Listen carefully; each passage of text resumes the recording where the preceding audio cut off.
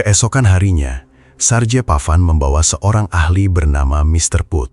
Berbeda dari orang lain yang langsung menatap Yam, Mr. Put justru mengamati seluruh area rumah.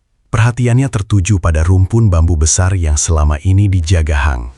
Setelah memeriksa Yam, Mr. Put yakin ada sesuatu yang tinggal di dalam tubuh gadis itu. Ia mencoba mengusirnya, membuat Yam menjerit dan kejang. Black Spirit segera memanfaatkan kelemahan Bunyian dengan membuat Yam memelas, seperti anak yang sedang kesakitan. Bunyian langsung berusaha melindungi putrinya. Reaksi itu manusiawi, tetapi juga berbahaya, karena roh tersebut memakai kasih seorang ibu sebagai tameng. Mr. Put menjelaskan bahwa kekuatan makhluk itu melemah pada siang hari, sehingga mereka harus bertindak sebelum malam tiba.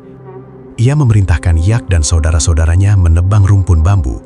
Hang menolak keras, tetapi Mr. Put bersikeras bahwa sumber masalah tersembunyi di sana.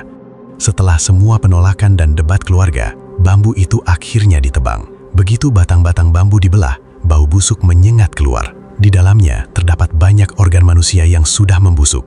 Beberapa bagian berasal dari para korban Black Spirit, termasuk organ yang seolah masih menyimpan kehidupan. Pemandangan itu menjelaskan mengapa makhluk tersebut begitu kuat.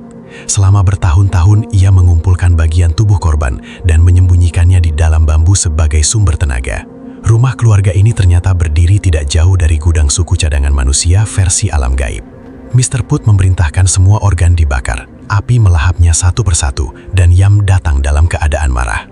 Gadis itu mencoba menyerang, tetapi karena matahari masih terang, kekuatan roh belum maksimal.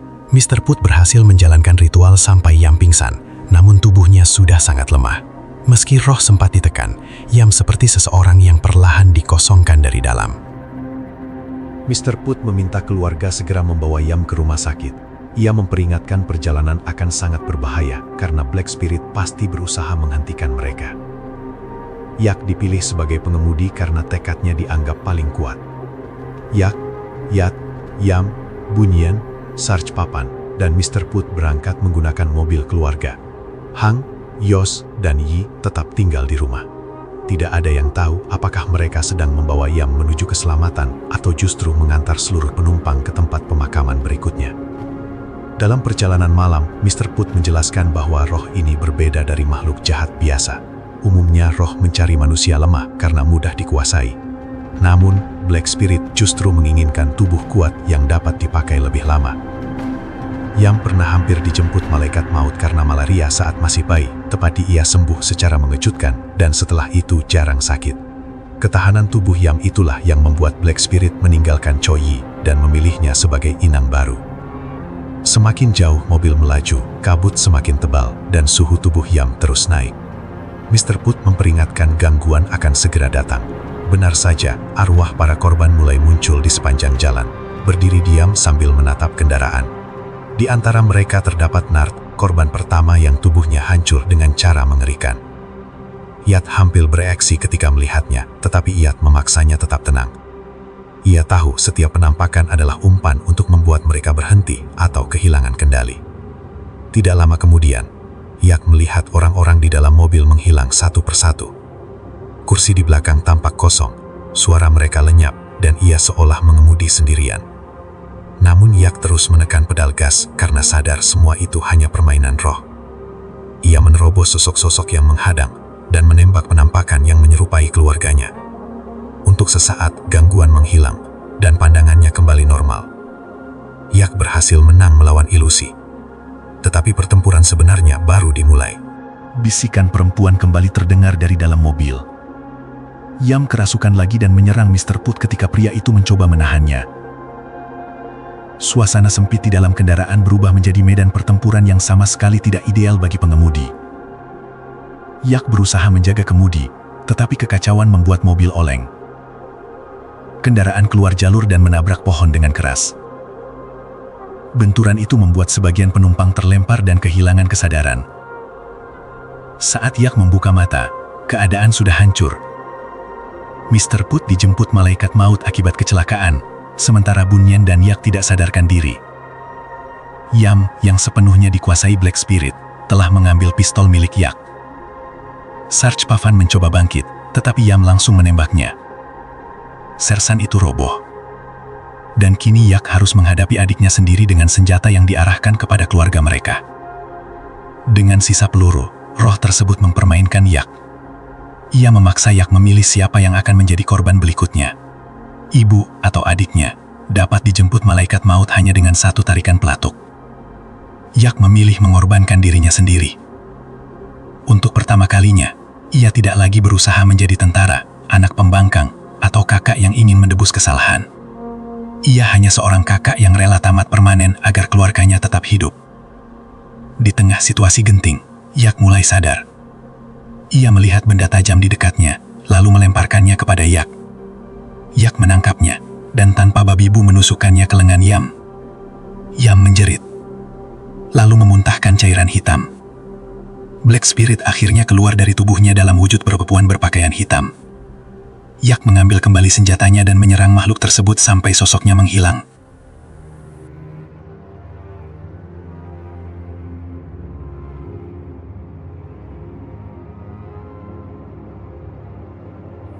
Keluarga akhirnya berhasil membawa Yam ke rumah sakit.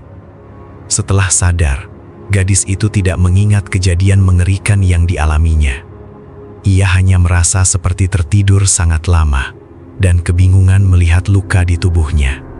Untuk beberapa saat, semuanya terlihat membaik. Yam berbicara dengan Yat seperti biasa.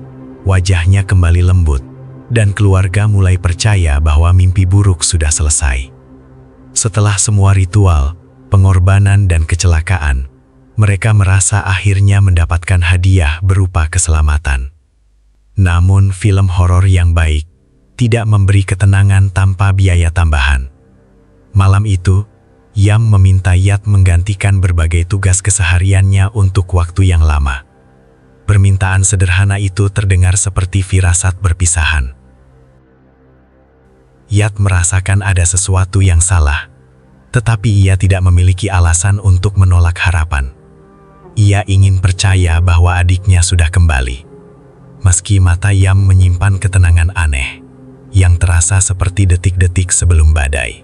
Tiba-tiba, Yam mencabut giginya sendiri. Ia menatap Yat dengan ekspresi kosong, lalu memberi tanda bahwa waktunya telah tiba untuk pergi. Tubuhnya mulai kejang dan perutnya membesar secara tidak wajar. Sesuatu bergerak dari dalam perut menuju tenggorokannya. Leher Yam membengkak, darah keluar dari mulutnya, dan seluruh tubuhnya rusak dengan pola yang sama seperti Nard. Black Spirit ternyata hanya keluar sesaat. Kutukan di dalam tubuh Yam tidak pernah benar-benar dihancurkan. Teriakan Yat membuat seluruh keluarga berlari masuk.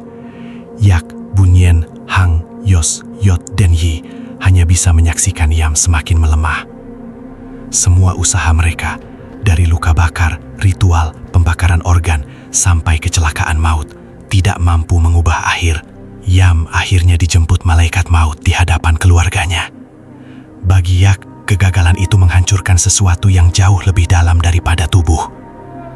Ia sudah pulang untuk menyelamatkan adiknya, tetapi justru harus menyaksikan Yam pergi setelah harapan sempat diberikan. Keesokan harinya, keluarga mengadakan upacara terakhir untuk Yam. Rumah yang sebelumnya dipenuhi pertengkaran, kini tenggelam dalam kesunyian. Tidak ada lagi kerasukan, bisikan, atau jeritan. Hanya satu keluarga yang harus menerima bahwa anak mereka tidak akan pulang. Setelah pemakaman, Yak mendatangi pohon besar yang sejak awal menjadi tempat kemunculan perempuan berpakaian hitam. Ia menghancurkan rumah-rumahan roh di sekitar pohon dan melampiaskan seluruh kemarahannya. Yak yakin urusannya dengan makhluk tersebut belum selesai.